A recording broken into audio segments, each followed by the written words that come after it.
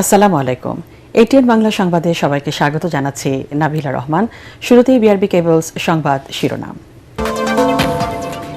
জুলাই পদযাত্রায় হামলার ঘটনায় হবিগঞ্জ জেলা ছাত্রদলের সভাপতিকে প্রধান আসামি করে 11 জনের বিরুদ্ধে এনসিপির মামলা। রাতের মধ্যেই হামলাকারীদের গ্রেপ্তারের দাবি নাহিদের। প্রধানমন্ত্রীর দিল্লি সফর হচ্ছে কিনা পর্যালোচনা করছে সরকার। ভারতীয় হাইকমিশনারের সাথে বৈঠক শেষে পররাষ্ট্রমন্ত্রী। স্বার্থের ভিত্তিতে ঢাকা দিল্লি সম্পর্ক এগিয়ে নেয়ার প্রত্যয়। দলীয় লোক নিয়োগে ব্যাহত হচ্ছে ইসির স্বাধীনতা ও নিরপেক্ষতা। অভিযোগ জামাতের। স্থানীয় নির্বাচনের বিধিমালা সংস্কারে দলের 9টি প্রস্তাব।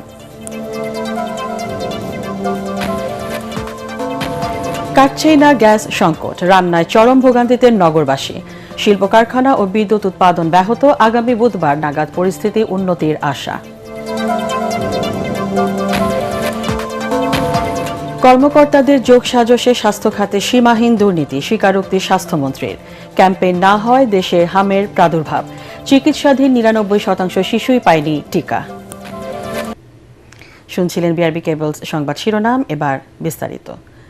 হবিগঞ্জে জুলাই পদযাত্রায় হামলার ঘটনায় জেলা ছাত্রদলের সভাপতিকে প্রধান আসামি করে 11 জনের বিরুদ্ধে মামলা করেছে এনসিপি। জেলার বাহুবল থানার কামাইছড়া পুলিশ ফাঁড়িতে মামলা দায়ের করেন তারা। এ সময় দলের আহ্বায়ক নাহিদ ইসলাম অভিযোগ করেন, বিরোধী দলের মত প্রকাশের স্বাধীনতা সংকুচিত হয়ে আসছে। রাতের মধ্যেই হামলাকারীদের গ্রেপ্তারের দাবি জানান তিনি। এদিকে জাতীয় নাগরিক পার্টি, ছাত্রদল ও যুবদলের পাল্টাপাল্টি কর্মসূচিকে কেন্দ্র করে দিনভর থমথমে পরিস্থিতি বিরাজ করে হবিগঞ্জে। পৌর এলাকায় জারি করা হয় 144 ধারা। হবিগঞ্জ প্রতিনিধিকে সাথে নিয়ে আরো জানাচ্ছেন একরামুল হক সায়েম। পুলিশের ব্যারিকেড, তীব্র বাকবিতণ্ডা, চরম উত্তেজনার মধ্য দিয়েই জুলাই পদযাত্রায় হবিগঞ্জের পথে রওনা দেন এনসিপি নেতারা। শ্রীমঙ্গলে পুলিশের বাধা উপেক্ষা করে এক পর্যায়ে হবিগঞ্জে মহাসড়কে অবস্থান নিয়ে বিক্ষোভ করেন তারা।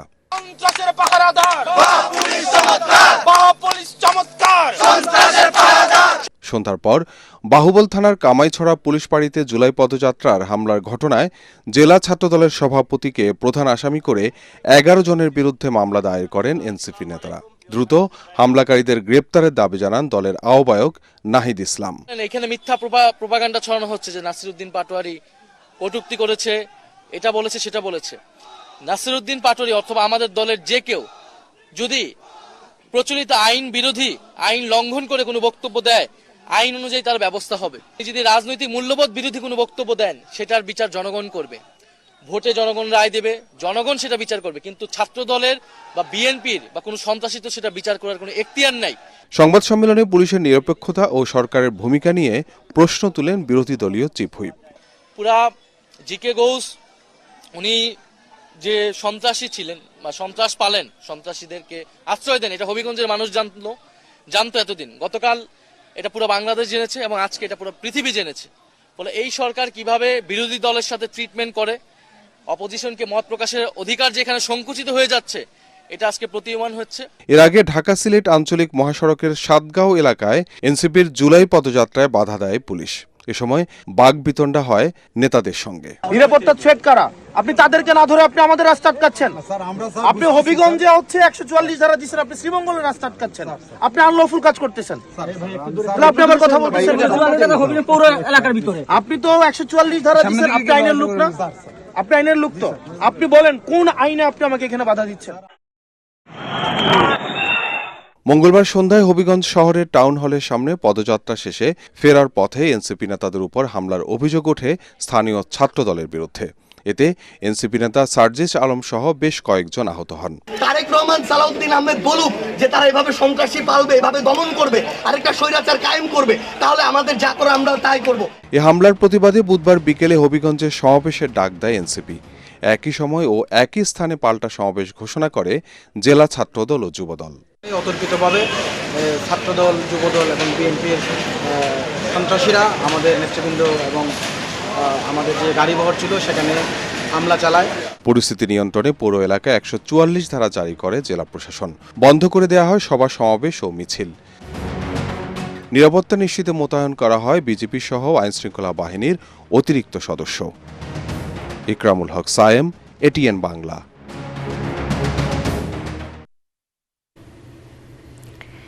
এদিকে চট্টগ্রাম নগরীর জামাল খানের প্রেস ক্লাব এলাকায় বিএনপি ও এনসিপি নেতাকর্মীদের মুখোমুখি অবস্থানকে কেন্দ্র করে উত্তেজনাপূর্ণ পরিস্থিতি সৃষ্টি হয়। হবিগঞ্জে হামলার প্রতিবাদে এনসিপির ঘোষিত বিক্ষোভ কর্মসূচিকে কেন্দ্র করে এ উত্তেজনার সৃষ্টি হয়। এনসিপির কর্মসূচি চলাকালে সেখানে বিএনপির নেতাকর্মীরা উপস্থিত হলে মুখোমুখি অবস্থানে চলে যায় উভয় পক্ষ। পরে পুলিশের হস্তক্ষেপে পরিস্থিতি শান্ত হয়।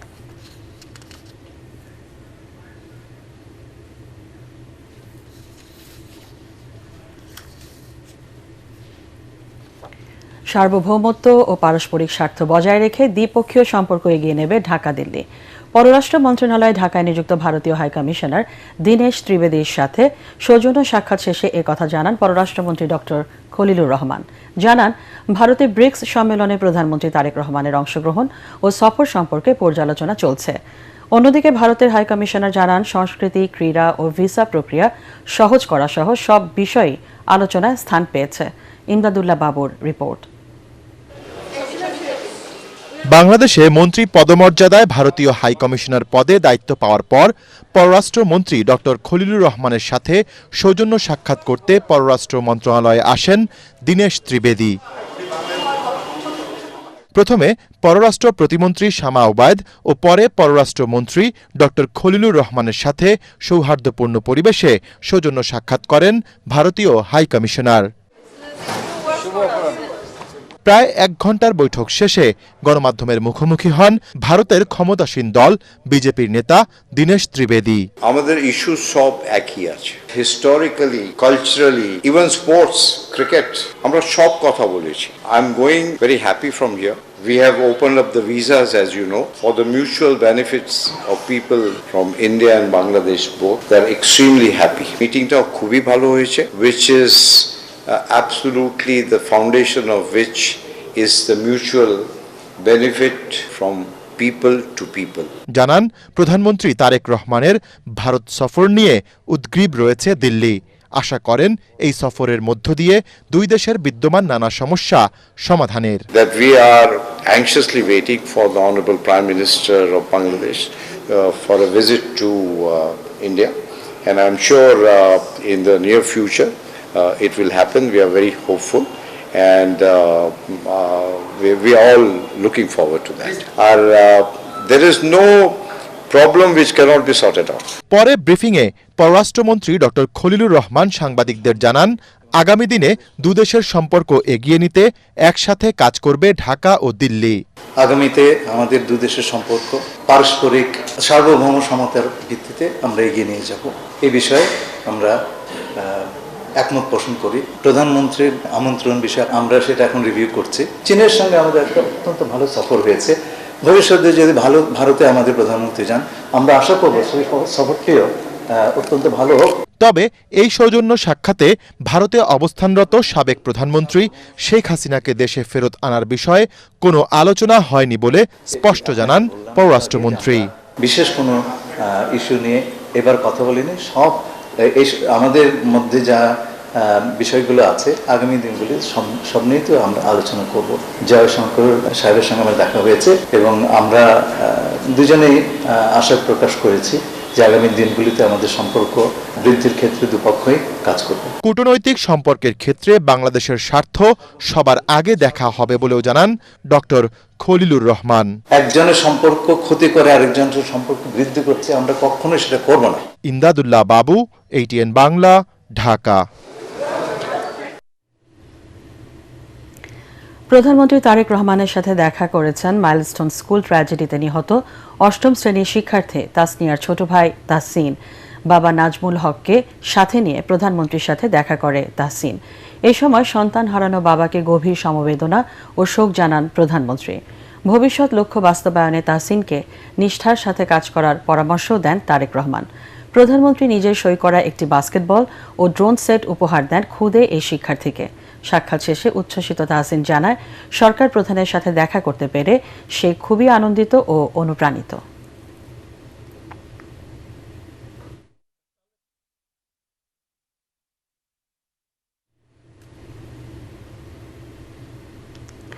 তারুণ্যের রক্তের বিনিময়ে নতুন বাংলাদেশ অর্জিত হয়েছে মন্তব্য করে স্থানীয় সরকার, পল্লী উন্নয়ন ও সমবায় মন্ত্রী মির্জা ফখরুল ইসলাম আলমগীর বলেছেন, ক্রান্তিকালে হাল ধরা এই তরুণরাই দেশের শক্তি।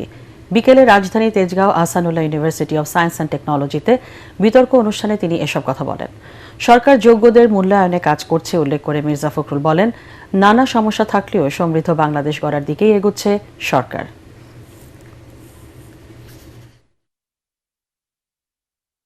আমাদের তরুণরা তাদের যে ক্ষমতা দিয়ে, তাদের দেশের প্রতি যে ভালোবাসা দিয়ে, একটা ফ্যাসিবাদকে হ্যাটিয়ে দিয়ে একটা গণতান্ত্রিক পরিবেশ সৃষ্টি করেছে, উদার একটা গণতান্ত্রিক ব্যবস্থাকে প্রতিষ্ঠা করবার সুযোগ এনে দিয়েছে। এই জিনিসটা কিন্তু আমাদের জন্য একটা বিরাট পাওয়া। আমাদের সামনে চ্যালেঞ্জ অনেক, সেই চ্যালেঞ্জগুলোকে মোকাবেলা করে রাতারাতি সব কিছু হয়ে যাবে এটা মনে করার কোনো কারণ নেই। দলীয় লোক নিয়োগ দেয় নির্বাচন কমিশন স্বাধীনভাবে কাজ করতে পারছে না বলে অভিযোগ করেছেন জামাতে ইসলামের সেক্রেটারি জেনারেল মিয়া গোলাম পারওয়ার। রাজধানীর আগারগাঁওয়ে ইসির সাথে বৈঠক শেষে একথা বলেন তিনি। বলেন, বিএনপির রাজনীতিতে যুক্ত শামসুল আলমকে নির্বাচন কমিশনের অতিরিক্ত সচিব করা হয়েছে। আসন্ন স্থানীয় সরকার নির্বাচনে বিএনপির প্রার্থীদের জয়ী করতে সরকার এই নিয়োগ দিয়েছে বলে জানান জামাতের এই নেতা। খায়রুল ইসলামের রিপোর্ট। সদ্য নিয়োগ পাওয়া ইসির অতিরিক্ত সচিব শামসুল আলমের নিয়োগ বাতিলের দাবি ও স্থানীয় সরকার নির্বাচনে দলের বিভিন্ন সুপারিশ তুলে ধরতে বুধবার নির্বাচন কমিশনে যায় জামায়াতের প্রতিনিধি দল। দলের সেক্রেটারি জেনারেল মিয়া গোলাম পরোয়ারের নেতৃত্বে 7 সদস্যের প্রতিনিধি দল বৈঠক করেন নির্বাচন কমিশনারের সাথে। বৈঠক শেষে গোলাম পরোয়ার বলেন, বিএনপির রাজনীতির সঙ্গে সম্পৃক্ত একজন ব্যক্তিকে সাংবিধানিক প্রতিষ্ঠানের গুরুত্বপূর্ণ পদে নিয়োগ দেওয়া সুষ্ঠু ও নিরপেক্ষ নির্বাচনের অন্তরায়। অতিরিক্ত সচিব পদে নিয়োগ দেওয়ার মধ্যে আজ্ঞাবহ থেকে তিনি যেন সরকারি দলের লোকদেরকে নির্বাচনে বিজয়ী করে নিয়ে আসতে পারেন, সেই ফাংশনটা উনি যেন এখানে বসে করতে পারেন, সেই তৎপরতার জন্যই তাকে এখানে স্পেশালি অ্যাসাইন করে এখানে অ্যাপয়েন্টমেন্ট দেওয়া হয়েছে। স্থানীয় সরকারের প্রস্তাবিত বিধিমালায় এমপিওভুক্ত শিক্ষকরা নির্বাচন করতে পারবে না বলে যে বিধিনিষেধ দেওয়া হচ্ছে তার বিরোধিতা করেন মিয়া গোলাম পরোয়ার। প্রশ্ন তোলেন, জাতীয় নির্বাচনে এমপিওভুক্ত শিক্ষকরা অংশ নিতে পারলে স্থানীয় নির্বাচনে কেন পারবে না?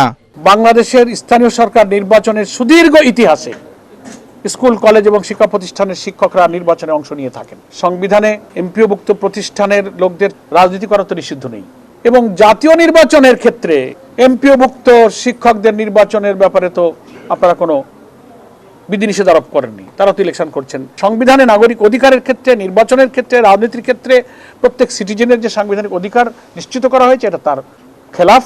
এছাড়া সিটি কর্পোরেশন ও জেলা পরিষদে দলীয় ব্যক্তিদের নিয়োগ দিয়ে স্থানীয় সরকার নির্বাচনে বিএনপি সুবিধা নেওয়ার চেষ্টা করছে বলে অভিযোগ করেন জামাতের secretary general. Khairul Islam, ATN Bangla, Dhaka.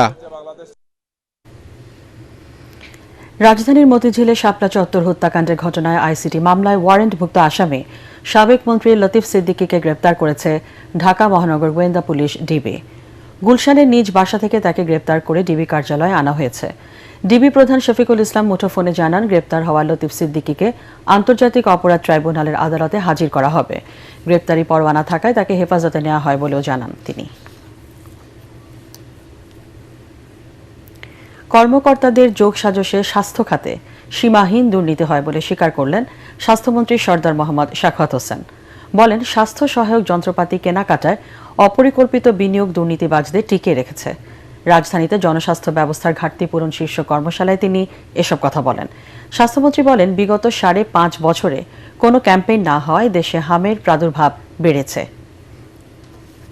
অফিসারদের সাথে মিলেমিশে 11 কোটি টাকার মেশিন আওয়ামী লীগ আমলে 18 কোটি টাকা দিয়ে 2টা রেডিও থেরাপির মেশিন কেনা হয়েছে। এইভাবে অনেক এক্সরে মেশিন আনা হয়েছে, but there was no technologist. Unplanned investment of the hard earn money of the poor people of this country. কাটছেই না গ্যাস সংকট। টানা কয়েকদিন ধরে গ্যাসের অভাবে বাসা বাড়িতে চুলা না জ্বলায় রান্না নিয়ে চরম ভোগান্তিতে নগরবাসী। গ্যাস সরবরাহ না থাকায় সিএনজি ফিলিং স্টেশন, শিল্প কারখানা ও বিদ্যুৎ উৎপাদনও ব্যাহত হচ্ছে। তবে আগামী বুধবার নাগাদ পরিস্থিতির উন্নতি হবে বলে আশা করছে কর্তৃপক্ষ। তৌহিদুর রহমান নিশানের রিপোর্ট। রাজধানীতে কমছে না গ্যাস সংকট। গ্যাসের পর্যাপ্ত চাপ না থাকায় অনেক স্টেশন এখন সাময়িকভাবে বন্ধ। কোথাও কোথাও সীমিত পরিসরে গ্যাস চালু থাকলেও সেখানে ঘন্টার পর ঘন্টা অপেক্ষার পর নাকাল নগরবাসী। প্রেশার নাই, গ্যাস লাইনে গ্যাস নাই, তো গ্যাসটা দিব কোথা থেকে? এই আমরা এইভাবে চলতেছি আর কি। এই যে কেউ 60 টাকা 80 টাকা 90 টাকা 100 টাকা এক টিপ বা 2 টিপ মারতে পারে, গ্যাস থাকে না। আবার দীর্ঘ অপেক্ষার পরও গ্যাস না পেয়ে খালি হাতেই ফিরতে হচ্ছে অনেক চালককে। গ্যাসের দাম বাড়াই দাও, কোনো সমস্যা নাই, কিন্তু গ্যাসটা সেন ভালো পাওয়া যায়। প্রাইভেট গাড়ি ভিআইপি ওই যে সিরিয়ালে দেয়, আমরা প্রেশার পাই না, আমরা পাই 30 টাকা 40 টাকা 50 টাকা এরকম গ্যাস পাই। এক টিপ মাইরে আবার সিরিয়াল দেওয়ার লাগে। গ্যাস নিতে হইব, না খেয়ে না নেয়া সিরিয়াল দিয়ে বসে থাকা লাগে। গ্যাসের স্বল্প চাপের নেতিবাচক প্রভাব শিল্প খাতেও। অনেক কারখানায় গ্যাস না থাকায় কমিয়ে দেয়া হয়েছে উৎপাদন। সময়মতো উৎপাদিত পণ্য সরবরাহ নিয়েও অনিশ্চয়তায় সংশ্লিষ্টরা। বাসাবাড়িতেও গ্যাস সংকট এখন চরমে। অনেক এলাকায় সকাল থেকে দুপুর পর্যন্ত গ্যাসের চাপ না থাকায় বন্ধ রান্নাবান্না। ফলে বাধ্য হয়ে বৈদ্যুতিক হিটার, ইন্ডাকশন চুলা কিংবা এলপিজি সিলিন্ডার ব্যবহার করছেন অনেকেই। এদিকে তিতাস গ্যাস কোম্পানি জানিয়েছে, কারিগরি ত্রুটির কারণে মহেশখালীর এলএনজি টার্মিনালগুলো থেকে আরএলএনজি সরবরাহ দৈনিক প্রায় 450 MMCFD কমে গেছে। তবে বিদ্যুৎ, জ্বালানি ও খনিজ সম্পদ মন্ত্রী ইকবাল হাসান মাহমুদ বলেছেন, গ্যাস সংকট পুরোপুরি স্বাভাবিক হতে আরও কয়েকদিন সময় লাগবে। Tauhidur Rahman Nishan, ATN Bangla, Dhaka. Bangladesh cultural centre ও ফিড অফ বাংলাদেশের যৌথ উদ্যোগে আগামী জানুয়ারিতে অনুষ্ঠিত হতে যাচ্ছে ইন্টারন্যাশনাল কালচারাল ফেস্টিভ্যাল। বিশ্ব দরবারে দেশীয় সংস্কৃতি, ঐতিহ্য ও নৃত্যশিল্পকে তুলে ধরাই লক্ষ্য বলে জানিয়েছেন আয়োজকরা। রাজধানী কারওয়ান বাজারে এটিএন বাংলার কার্যালয়ে অনুষ্ঠিত ফিড অফ বাংলাদেশের সাধারণ সভায় নেওয়া হয় আয়োজনের নানা পরিকল্পনা। ঐশী গোস্বামী প্রমার রিপোর্ট। এটিএন বাংলার প্রধান কার্যালয়ে অনুষ্ঠিত হয় আন্তর্জাতিক সংস্থা ফিড অফ বাংলাদেশের সাধারণ সভা। এতে জানানো হয়, বিশ্বের বিভিন্ন দেশের শিল্পী, সাংস্কৃতিক প্রতিনিধি ও ব্যক্তিত্বদের অংশগ্রহণে আয়োজন করা হবে বাংলাদেশ ইন্টারন্যাশনাল কালচারাল ফেস্টিভ্যাল 2027। পৃথিবীর সবচেয়ে বেশি ফেস্টিভ্যালে যে কজন ডিরেক্টর আছে ফিডাপের, আমি সবচেয়ে 72টা ফেস্টিভ্যালে অংশগ্রহণ করেছি। এই অভিজ্ঞতাটা আমরা কিন্তু কাজে লাগাতে পারবো। এই ধরনের আয়োজন করতে পারলে আমরা বাংলাদেশের ভাবমূর্তি উজ্জ্বল করতে পারবো। দেশের মুখ উজ্জ্বল করলে আমরা সরকারের সহযোগিতা পাবো না, এটা তো হতেই পারে না। সরকার আপসে চলে আসবে যখন দেখবে যে আমরা কি করছি, এটা বোঝাতে পারলেই হয়ে গেল। আমরা একটা ইন্টারন্যাশনাল ফেস্টিভ্যাল, কালচার ফেস্টিভ্যাল করতে চাই। সেখানে নাচের পাশাপাশি গান থাকবে, জাদু থাকবে, এটা থাকতেই হবে। এটা আমাদের কালচারটা তুলে ধরবো আমরা।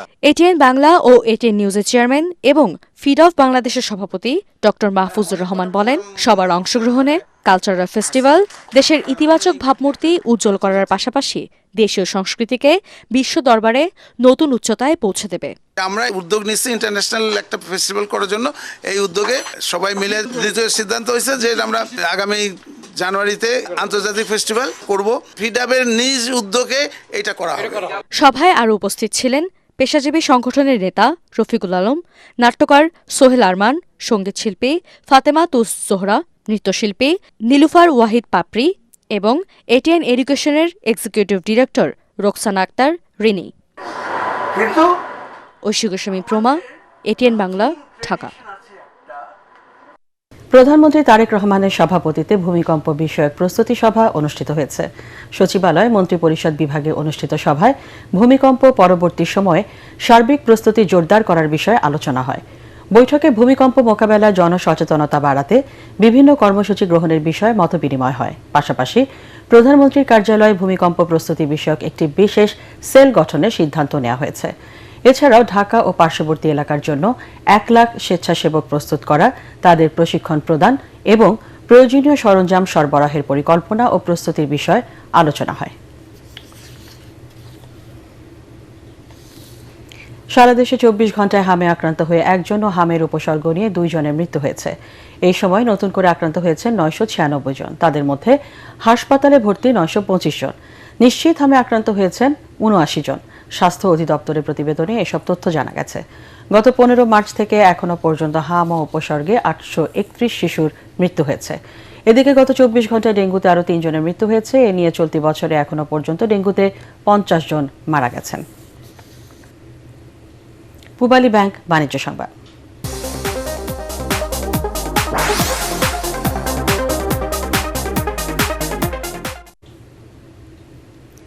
21টি নতুন উড়োজাহাজ নিয়ে পূর্ণাঙ্গ এভিয়েশন গ্রুপ হওয়ার পথে বেসরকারি বিমান সংস্থা ইউএস বাংলা।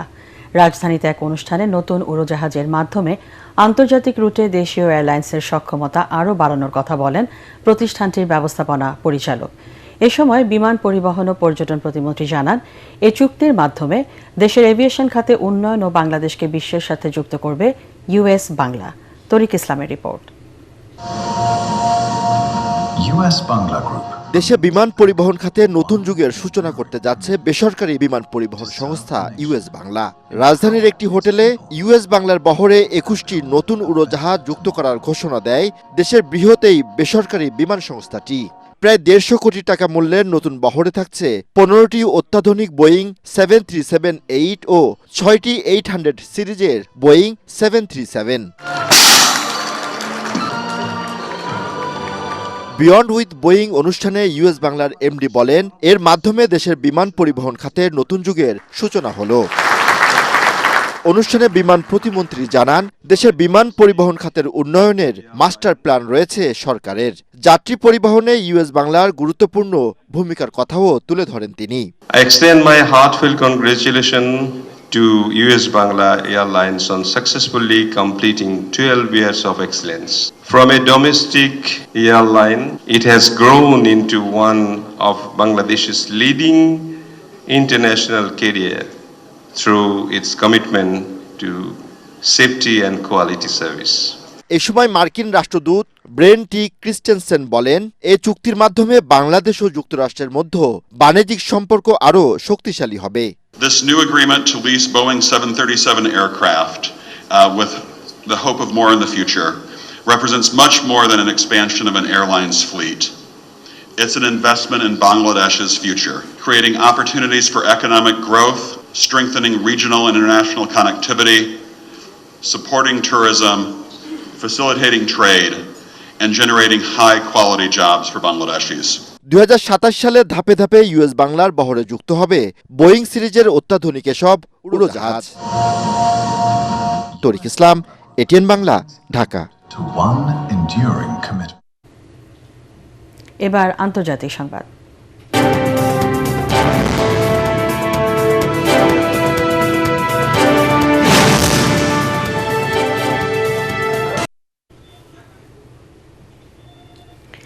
যৌন নিপীড়নের দায়ে 8 কোটি 33 লাখ ডলার ক্ষতিপূরণ দেওয়ার রায় বাতিল চেয়ে আবারও সুপ্রিম কোর্টে আবেদন করেছেন মার্কিন প্রেসিডেন্ট ডোনাল্ড ট্রাম্পের আইনজীবীরা।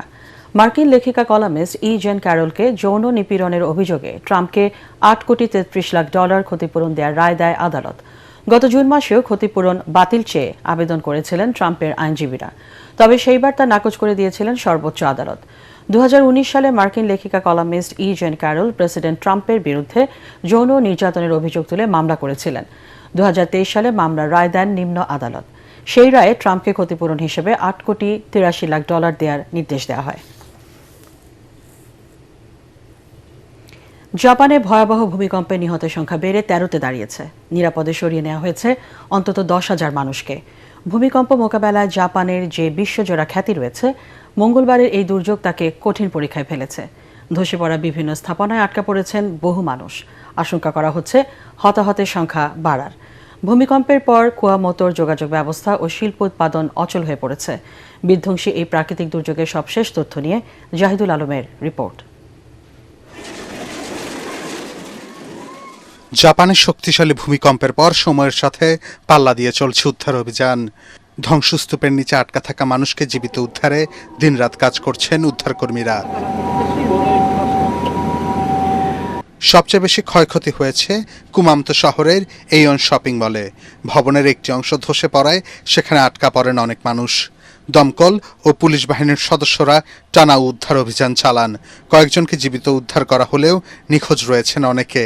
অন্যদিকে কুমামতোর দক্ষিণে ইয়াসুশিরো শহরের একটি কাগজ কারখানায় চিমনি ধসে নিখোঁজ হয়েছেন কয়েকজন শ্রমিক। ভূমিকম্পের প্রভাব পড়েছে শিল্প খাতেও। আফটার শকের শঙ্কায় বন্ধ রাখা হয়েছে ওই অঞ্চলের প্রায় সব কারখানা। স্থানীয় কর্তৃপক্ষ বলছে ভূমিকম্পে প্রায় 10,000 মানুষকে নিরাপদ আশ্রয়ে সরিয়ে নেওয়া হয়েছে।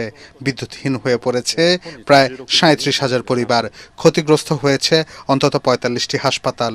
কিউশু দ্বীপে সাময়িকভাবে বন্ধ রয়েছে বুলেট ট্রেন সহ রেল চলাচল। বন্ধ রয়েছে কুয়ামোতো বিমানবন্দর। এদিকে জাপানের আবহাওয়া সংস্থা একাধিক ভূমিকম্পনের সতর্কতা অব্যাহত রেখেছে। প্রধানমন্ত্রী সানায়ে তাকাইচি বলেছেন, এখনো অনেক মানুষ উদ্ধারের অপেক্ষায়। জাহিদুল আলম, এটিএন বাংলা। মধ্যপ্রাচ্যে নতুন করে হামলার ঘটনার পর বিশ্ববাজারে অপরিশোধিত তেল সরবরাহে বিঘ্ন ঘটায় আশঙ্কায় জ্বালানি তেলের দাম একলাফে 5% পর্যন্ত বৃদ্ধি পেয়েছে। এএফপি জানিয়েছে, আন্তর্জাতিক বেঞ্চমার্ক ব্রেন্ট নর্থ সি ক্রুডের দাম 5.3% বেড়ে ব্যারেল প্রতি $88.57 পৌঁছেছে। অন্যদিকে যুক্তরাষ্ট্রের ওয়েস্ট টেক্সাস ইন্টারমিডিয়েটের দাম 5% বেড়ে ব্যারেল প্রতি $83.25 দাঁড়িয়েছে। এবার খেলার খবর।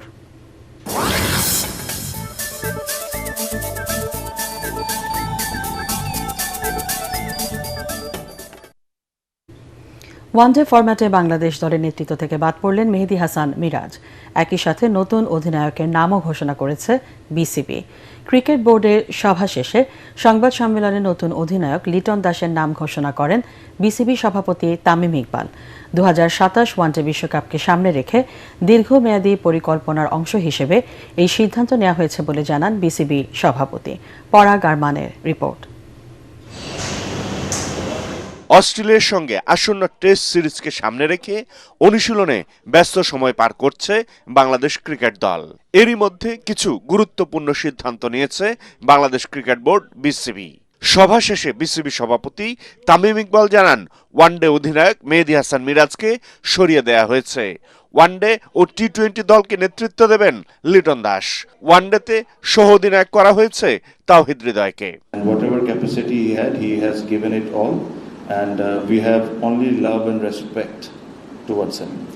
And going forward, the new white ball captain and the test captain, we wish them very well. 2025 সালের জুনে ওয়ানডে দলের নেতৃত্ব পাওয়ার পর মিরাজের অধীনে বাংলাদেশ 24টি ওয়ানডে খেলেছে।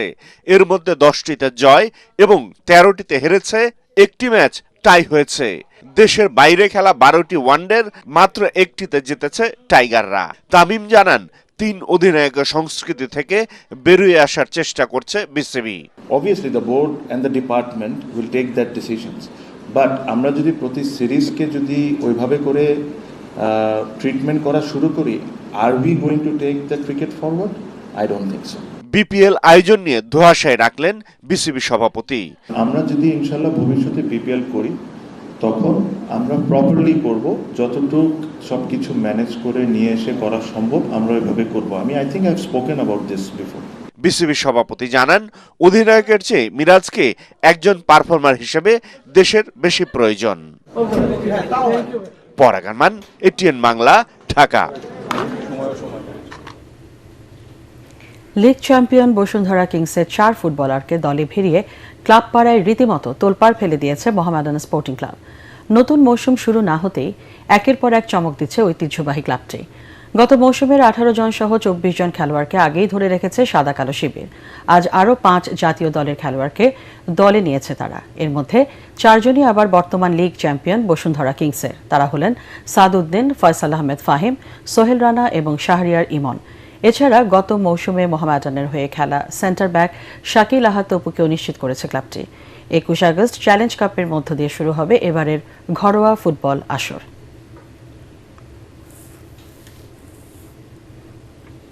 শেষ করার আগে বিআরবি কেবলস সংবাদ শিরোনাম জানিয়ে দিচ্ছে আরেকবার। জুলাই পদযাত্রায় হামলার ঘটনায় হবিগঞ্জ জেলা ছাত্রদলের সভাপতিকে প্রধান আসামি করে 11 জনের বিরুদ্ধে এনসিপির মামলা। রাতের মধ্যে হামলাকারীদের গ্রেপ্তারের দাবি নাহিদের। প্রধানমন্ত্রীর দিল্লি সফর হচ্ছে কিনা পর্যালোচনা করছে সরকার। ভারতীয় হাইকমিশনারের সাথে বৈঠক শেষে পররাষ্ট্রমন্ত্রী। স্বার্থের ভিত্তিতে ঢাকা দিল্লি সম্পর্ক এগিয়ে নেওয়ার প্রত্যয়। দলীয় লোক নিয়োগে ব্যাহত হচ্ছে ইসির স্বাধীনতা ও নিরপেক্ষতা, অভিযোগ জামাতের। স্থানীয় নির্বাচনের বিধিমালা সংস্কারে দলের 9টি প্রস্তাব।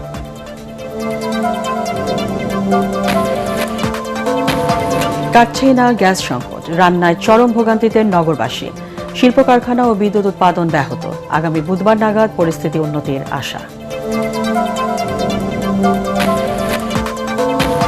কর্মকর্তাদের যোগসাজশে স্বাস্থ্য খাতে সীমাহীন দুর্নীতি, স্বীকারোক্তি স্বাস্থ্যমন্ত্রীর। ক্যাম্পেইন না হওয়ায় দেশে হামের প্রাদুর্ভাব, চিকিৎসাধীন 99% শিশুই পায়নি টিকা।